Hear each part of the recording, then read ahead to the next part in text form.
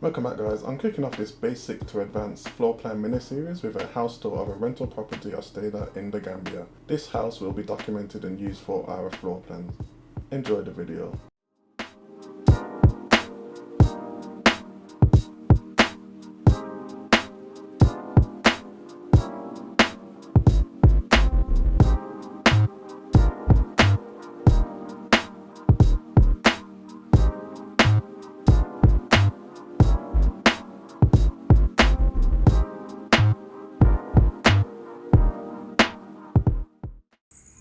Okay, late at night video.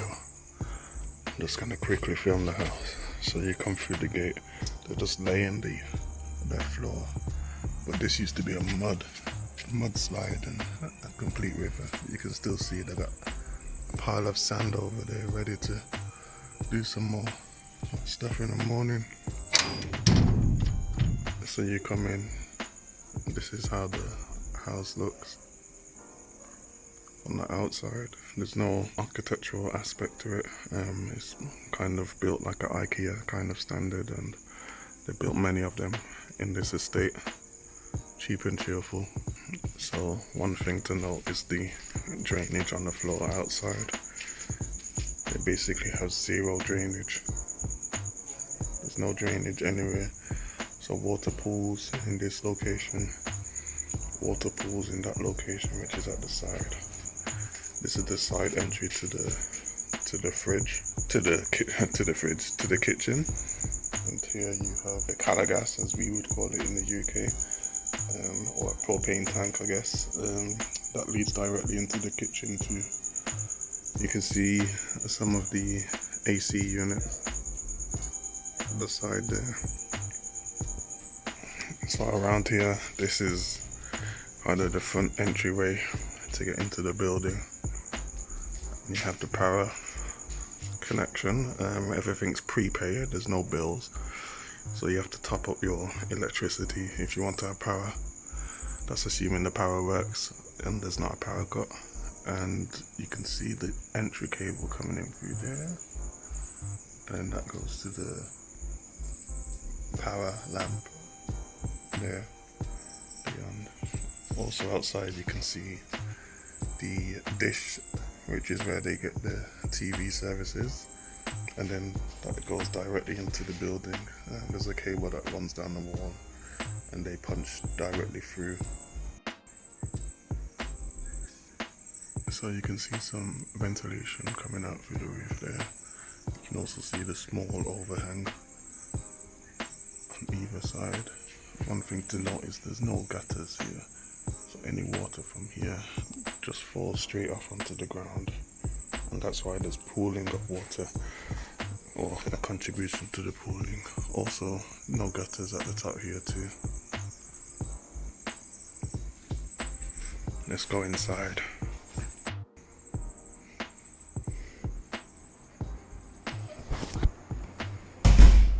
So inside, you're immediately in the living room. There's lots of hard surfaces, it's easier to clean. There's so much sand and dust everywhere. You have a ceiling fan, and then you also have a air conditioning unit in the corner there where the dining space is.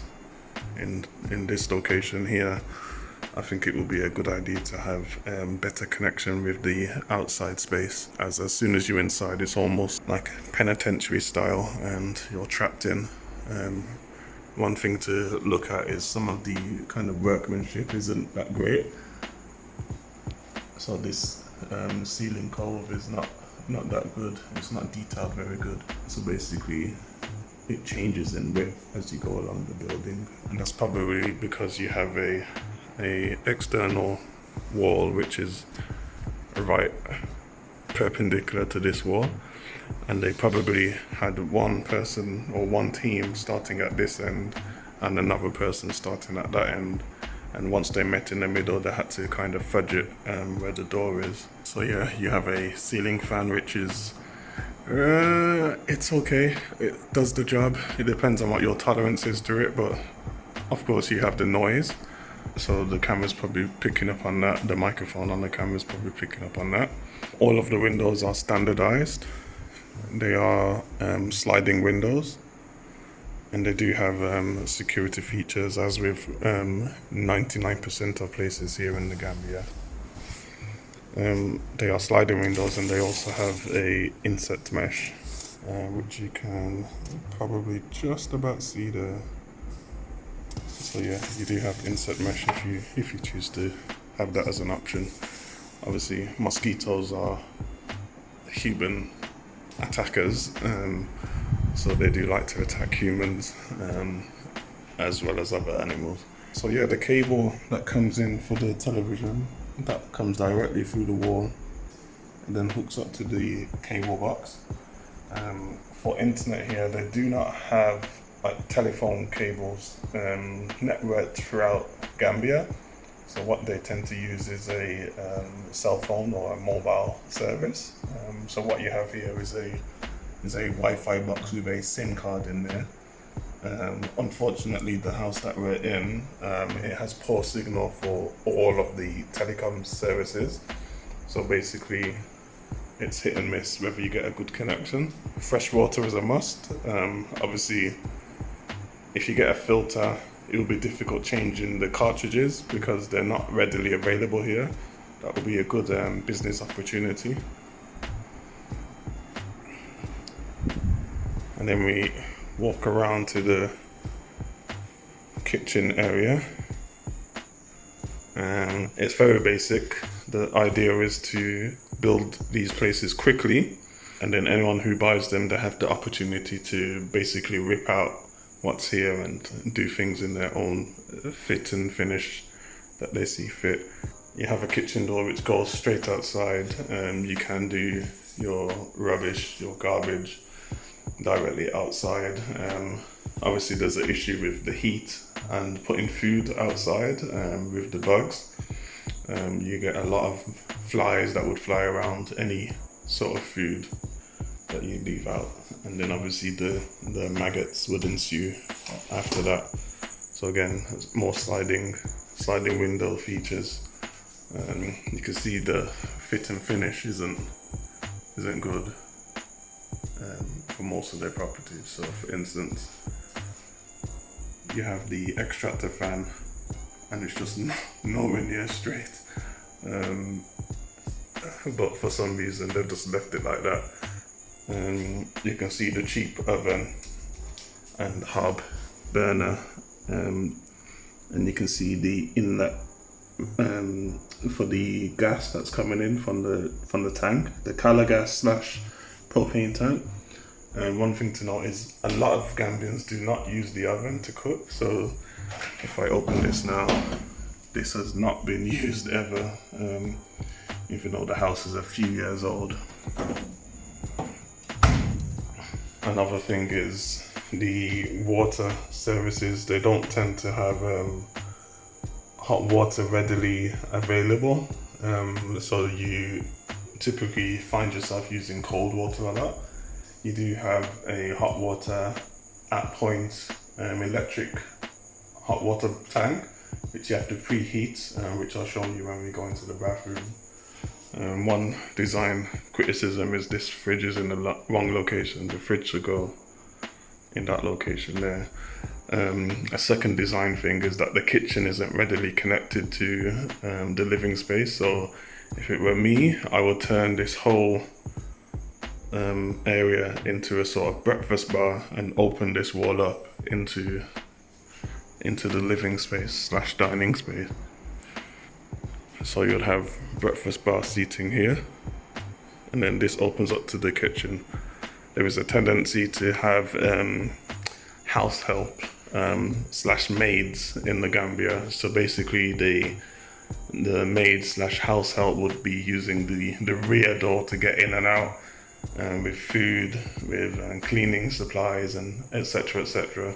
And they're kind of trapped in the kitchen or locked away in the kitchen per se, and then they only come out when they're serving the food. I would much prefer to have this open up and then also have a better connection between the kitchen and the living space. So then we go into the main shower room, or the shared shower room, I should say. And it is a wet room. One criticism again is the drainage. They only laid this tile down to falls, whereas the rest of it is flat. So, I mean, it's not very good with regards to drainage. The whole principle of drainage is for the whole surface to be gently sloped. So they haven't achieved that. That goes down to this drainage. We do have a lot of buckets. We are in a Muslim country, so there are certain practices that they inherently have with regards to cleansing yourself and your body, your feet, your hands. Another reason is that there is a lot of water cut, so a lot of times the water service is turned off. So we do have some spare water in here if need be, and that's filled with water.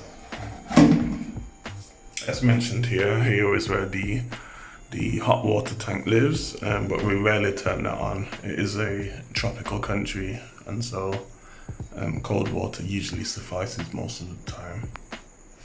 The water, which I forgot to mention, which you can't really see in the dark, but there is a water entry stopcock outside of the property.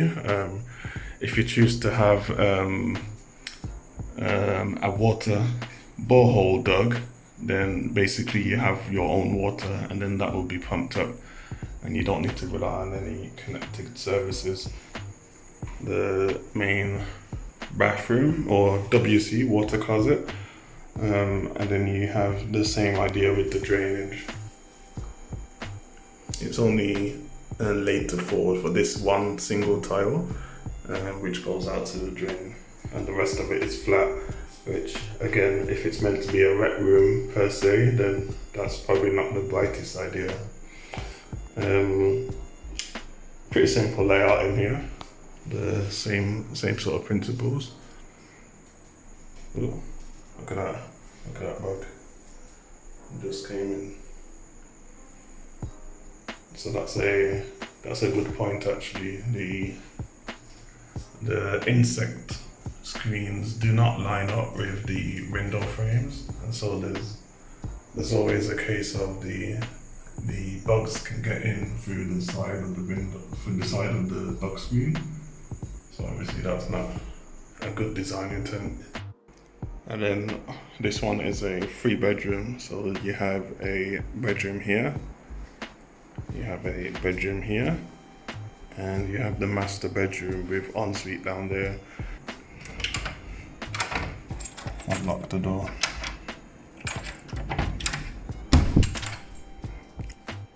So you hear that noise? That's because the doors aren't installed with any tolerance.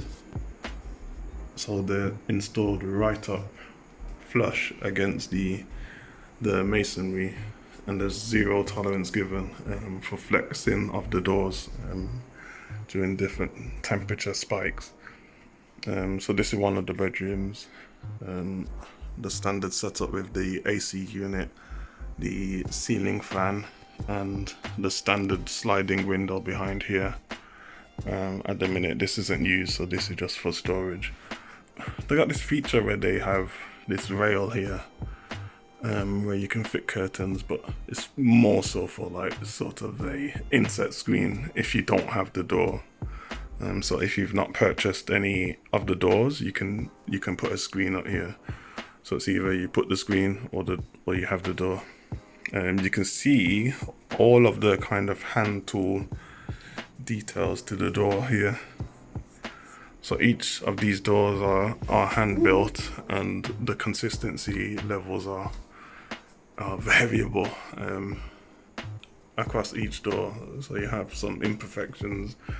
I don't know, I have a love-hate relationship with these doors. It's nice to have actual solid doors, and it's nice to have someone's kind of hand-built knowledge put into them rather than like a factory machine that's been used to produce them. But like I said before, the tolerance around the doors is non-existent. So they don't have architrave. The frame is hard up against the masonry, and there's no tolerance in between it. Nothing at all. Like I said before about the detailing and the workmanship, you can see some of the detail here. I mean, if that was in the UK on one of my projects and I was snagging it, this would be no brainer. So you can see the detail there. You can see that the wall does not line up. It's not a good angle. You can see it's wobbly.